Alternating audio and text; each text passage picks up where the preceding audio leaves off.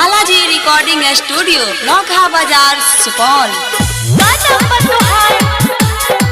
Balaji recording studio नौखा बाजार सुपौल।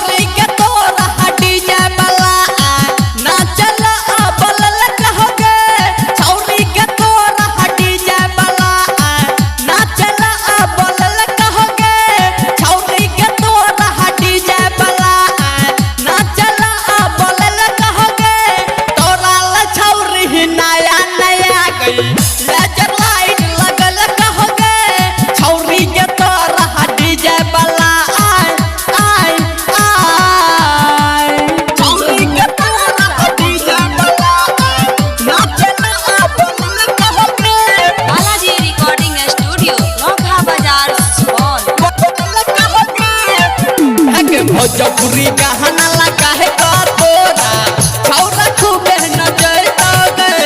भोजपुरी गहना लगा है का छौरी छौरा खूबे नचैतोगे। हाँ छौरा खूबे नचैतोगे। भोजपुरी गहना लगा है का छौरी छौरा खूबे नचैतोगे। गे छौरा खूबे नचैतोगे। छौरी के तोरा डीजे वाला नाचला बोलल कहगे।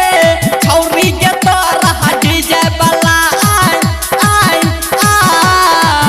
छौरी के तोरा डीजे वाला नाचला बोलल कहगे। बालाजी रिकॉर्डिंग स्टूडियो नौखा बाजार सुपौल। छौरी के तोरा डीजे वाला नाचला बोलल कहगे।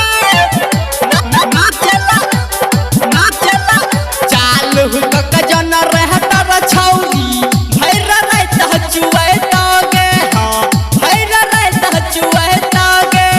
चालू जन रहता छौरी भैर रात चुएतोगे। हाँ भैर रात चुएतोगे। हाँ छौरी के तोरा डीजे वाला नाचला बोलल कहगे। छौरी के तोरा डीजे वाला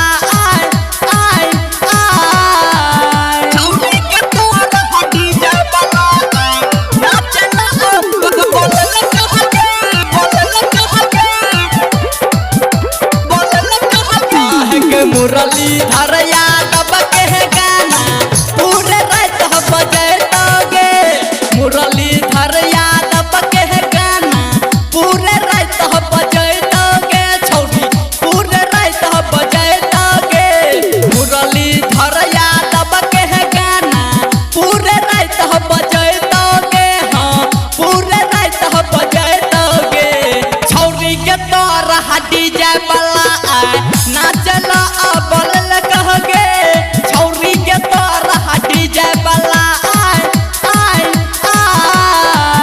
छौरी के तोरा डीजे वाला नाचला बोलल कहगे। बोलल कहगे। छौरी के तोरा डीजे वाला नाचला बोलल कहगे। छौरी के तोरा डीजे वाला